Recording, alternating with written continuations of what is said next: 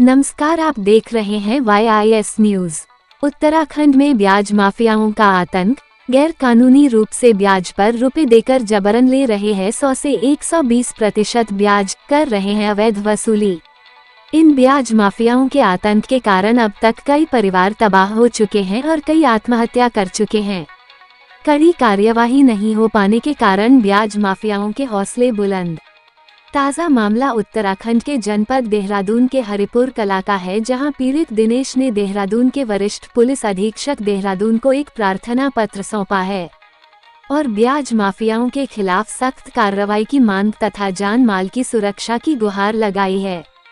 प्रार्थना पत्र में कहा गया है कि पीड़ित दिनेश, जो हरिपुर कला देहरादून का निवासी है, जिसने 2019 में राकेश उर्फ बॉबी पतारानी गली भूपत वाला हरिद्वार उत्तराखंड तथा धर्मपाल निवासी आसाराम बापू डिपार्टमेंट हरिपुर कला जनपद देहरादून से क्रमशः 2 लाख तथा 1,20,000 रुपए ब्याज पर लिए थे, जिसमें उपरोक्त दोनों ने पीड़ित दिनेश से ब्लैंक चेक पर हस्ताक्षर कर अपने पास रख लिए थे। पीड़ित ने बताया कि मैंने लगातार महीने में किश्त देते हुए 15 से 16 महीने में ब्याज सहित पूरा रुपया चुका दिया था, लेकिन मेरे चेक वापस नहीं किए और उसके बाद उपरोक्त दोनों ने जबरन पैसे की मांग लगातार करने लगे और झूठे केस में फंसाने तथा जान से मारने की धमकी देकर लगातार घर पर आकर गाली गलौज करते हुए अब तक लगातार दबाव बनाते हुए जबरन अवैध रूप से वसूली कर रहे हैं।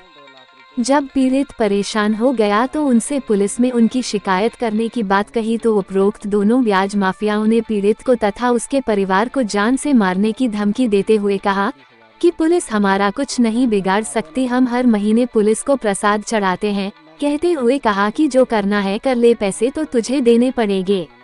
दिसंबर 2024 तक उपरोक्त ब्याज माफियाओं को पीड़ित दिनेश द्वारा धर्मपाल को 1,20,000 रुपए लेने के एवज में 2,35,300 रुपए दे चुका है, तो वहीं राकेश उर्फ बॉबी को 2 लाख रुपए लेने के एवज में 5,69,700 रुपए दे चुका है, लेकिन इसके बावजूद भी अभी लगातार रुपए की डिमांड के लिए प्रताड़ित किया जा रहा है।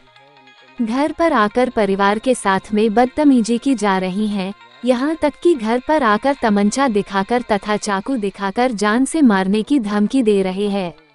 अंततः उपरोक्त दोनों ब्याज माफियाओं से परेशान होकर अब पीड़ित दिनेश ने वरिष्ठ पुलिस अधीक्षक उत्तराखंड के पास प्रार्थना पत्र सौंपा है और न्याय की गुहार लगाई है। आपको बता दें कि उत्तराखंड में बड़ी संख्या में लोग इलीगल तौर पर ब्याज देने का कार्य करते हैं और उसके बाद गलत तरीके से ब्याज लेने का कार्य किया जाता है। सूत्रों की माने तो 100 से 120% तक का ब्याज लेने का कार्य करते हैं। अधिकतर देखा गया है कि अधिक ब्याज लेने के कारण लोग पैसा जमा ही नहीं कर पाते हैं और कई मामलों में देखा गया है उत्तराखंड में कई परिवार तबाह हो चुके हैं और कई परिवारों में आत्महत्या कर अपनी जिंदगी को समाप्त कर चुके हैं।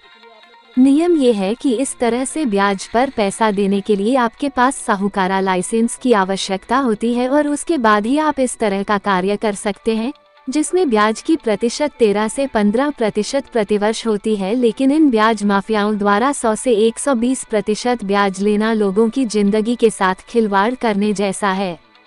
पिछले दिनों में भी ऐसे कई ब्याज माफियाओं पर प्रशासन का चाबुक चला है और उत्तराखंड के कुमाऊं मंडल के मंडलायुक्त दीपक रावत ने ऐसे ब्याज माफियाओं पर कार्यवाही के निर्देश दिए हैं, लेकिन अभी भी उत्तराखंड में इस तरह से गैर कानूनी रूप से बिना साहूकारी लाइसेंस के ये लोग अवैध रूप से ब्याज पर रुपए देने का कार्य कर रहे हैं।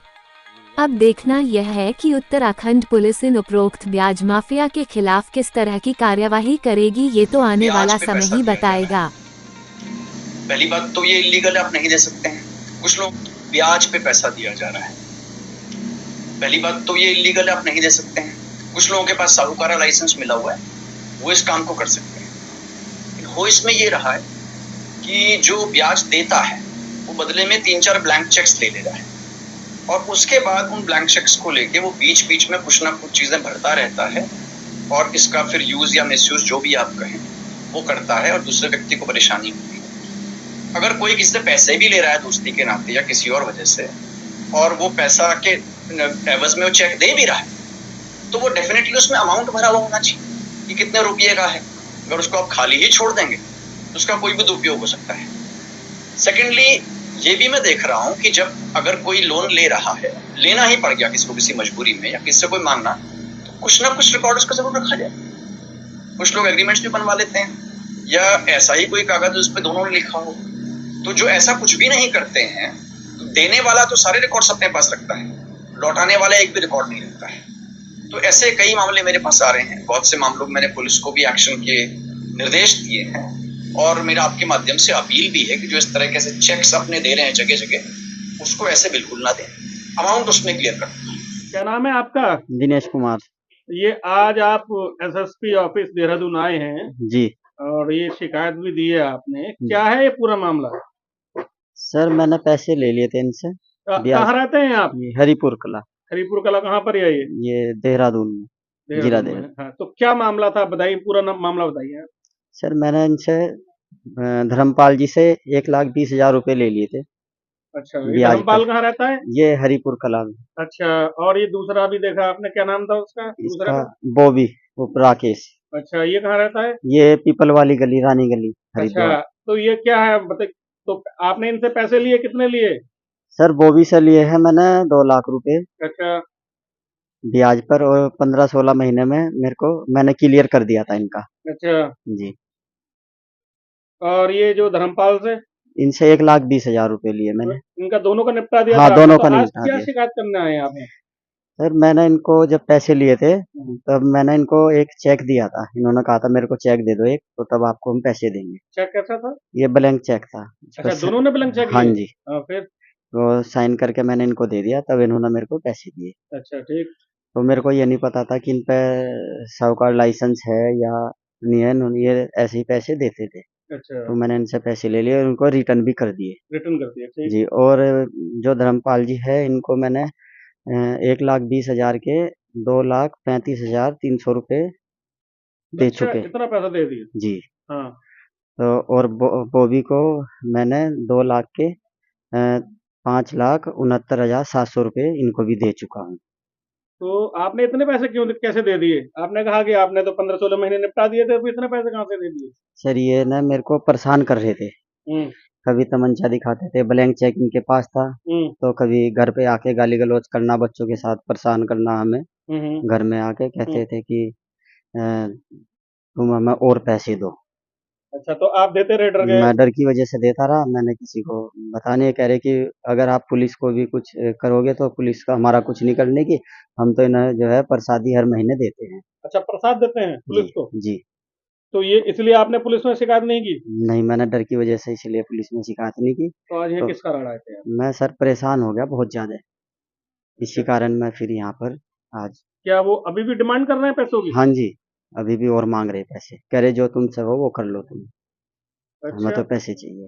तो एसओसी साहब से आप मिले, आपने शिकायत पत्र दिया, क्या कहा हाँ उन्होंने? जी, उन्होंने कहा है कि आप जो है, मैंने उनको जो अपनी शिकायत पत्र दी है, उस पर कार्रवाई करने हाँ की जी, कार्रवाई आश्वासन करने, दिया? हाँ जी, उन्होंने कहा आप जाइए, आपका काम हो जाएगा। क्या चाहते हैं आप?